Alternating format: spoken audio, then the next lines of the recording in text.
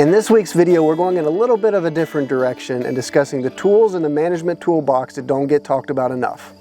Mossy Oak Properties, where outdoorsmen find their favorite place.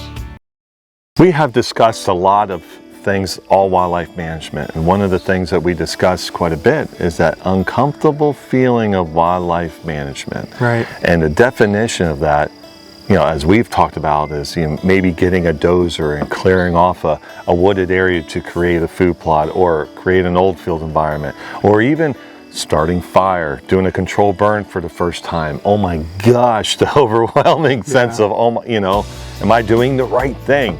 But things that we haven't talked about enough, and I think a lot of people don't talk a lot about, is those uncomfortable feelings of doing more for wildlife. Some of the things that you might have to do that's in the toolbox, you occasionally open up the lid and you look and it's there, but you don't want to reach down and grab it. Yeah, there's those tools in the management toolbox like we've talked about and you just discussed, chainsaws or fire, food plots, all the equipment that is the fun part of wildlife management. It may make us a little nervous, but we enjoy it. But there are those topics in that toolbox that we open the lid, as you said, and we look at them, and then we feel a little uneasy, and then we'll say, well, we'll revisit them another day. I don't have time for that today. Yeah. I'd rather do the fun stuff. But those topics, what we're going to discuss in this video especially, are topics that need to be addressed because they directly influence the future of our wildlife. Yeah, I mean, we talked about in this video series about, white-tailed deer, the wild turkey, and even pollinators fit this, what we're about to talk about. Right. But let's discuss the white-tailed deer, what we're really kind of hinting around, tiptoeing around, and that is population control. Yeah, these are the glory days in the world of the whitetail. If you've heard that saying before, I believe it to be true. There are high numbers of whitetails. We are managing them, I think, more effectively than we ever have before to a degree. There's more information about their management, more research about the animal. We're learning at an incredible pace. I remember 20 years ago when I first got exposed to whitetails to where we are now. I mean, in that time frame, we've come so far. But despite being in the glory days, there is a tough road ahead, I do believe, and I know you do as well, for the species. We're going to have to make some decisions to ensure that we remain in the glory days and that the species has a promising future. So let's jump right into it and let's discuss overpopulation in the white-tailed deer. Right. It's a very concerning thing. Cody mentioned these are the glory days. I can't emphasize that enough. I strongly believe that as well. These are the glory days because the population right now, I mean, you can go out and have a successful sit, not necessarily harvest, but a sit and see plenty of deer. Enjoyment of watching them do their thing while you're up in a tree stand, ground blind, or whatever. But with that comes problems. Right. You have, whether you agree with this or not, you have chronic wasting disease, you have disease issues, you have EHD with the increase in population. More animals are that might be exposed to EHD, bigger die-off. Yeah. When you have a population that's being harvested, bucks versus does, things are kind of skewed. Socially, we're being more selective in our harvest, where when you do have more bucks being harvested than does. Short term, that's a great thing. Right. That's an accomplishment. High five everybody that's practicing QDM. But true quality deer management, that is not supposed to happen. Right. And overpopulation is an unintentional result of it being the glory days. There was actually a time many, many years ago when there was an underpopulation of white-tailed deer.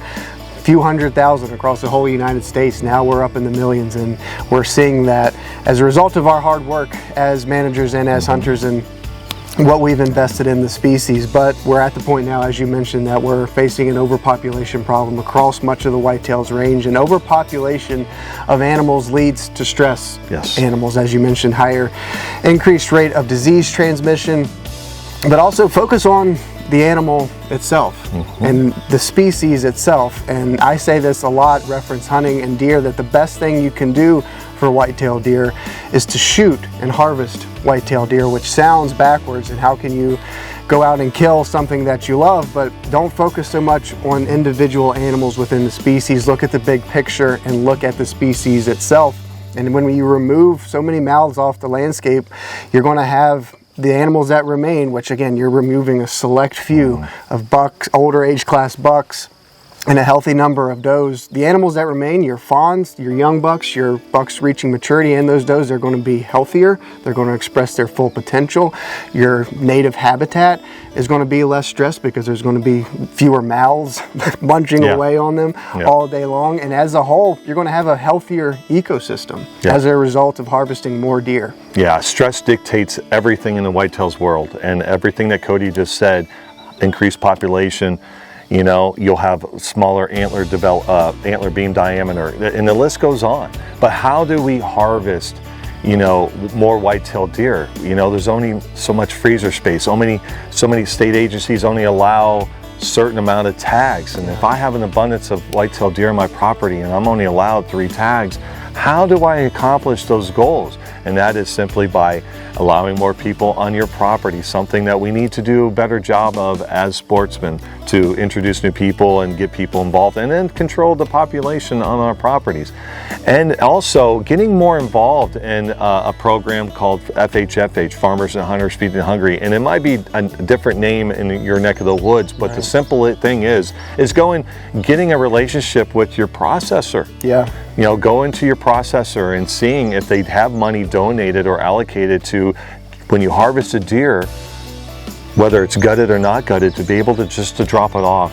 Yeah. And they take care of the money and everything. Absolutely. While we are in the glory days of deer and deer hunting, we do have decisions to make moving forward, as we mentioned, to ensure that we remain in the glory days. And they may be tough decisions that we may be uncomfortable making, but again, we got to look at the species and its future, and it may be uncomfortable for us to make them in the present, but we got to look at the future of the species and make sure we're looking out for their best interest. Yeah. And another species that we discussed in our video series is a wild turkey. Yeah. Now, the wild turkey, I tell you what, it's a funny little creature in a sense of how there was a time period in the early 2000s where it's just like, when is it going to stop? Because every place had plenty of birds. I know I live in Ohio, so I'm just going to use that as an example.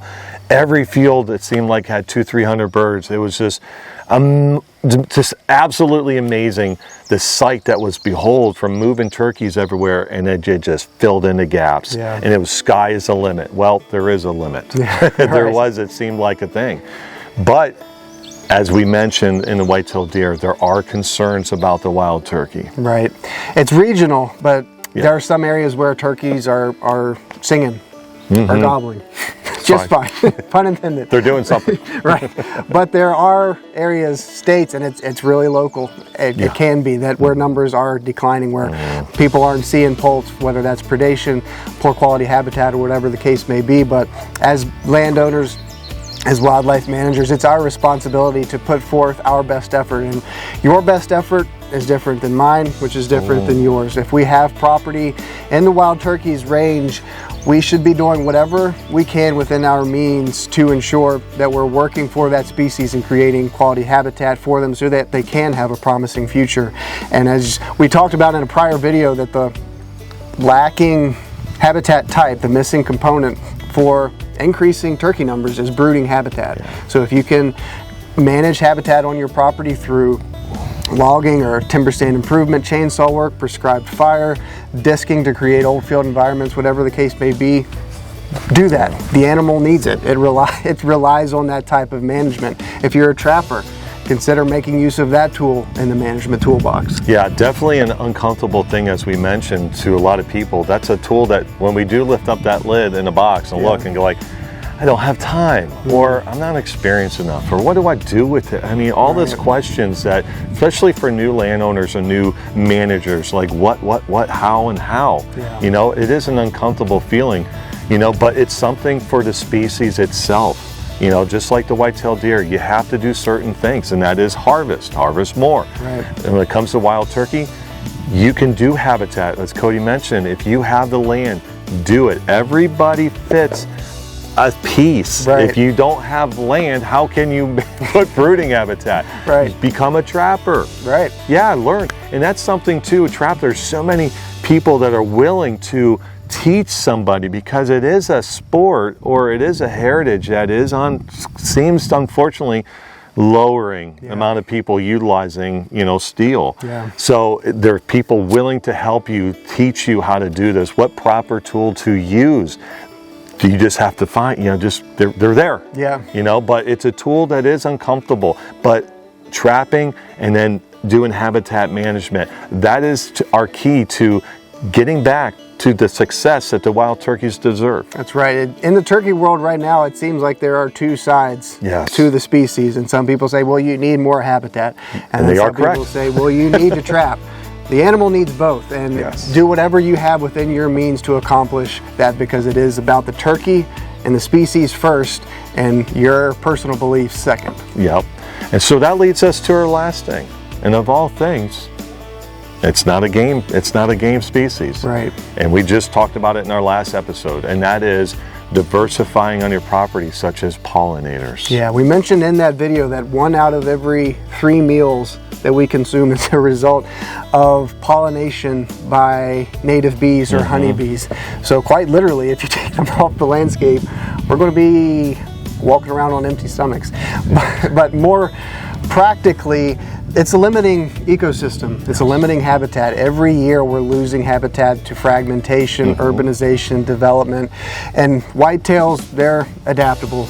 You'll see them in your backyard eating your grass mowed down to this and your flower plants, whether you like it or not. Turkeys, to a degree, they can adapt and they can live in urban environments.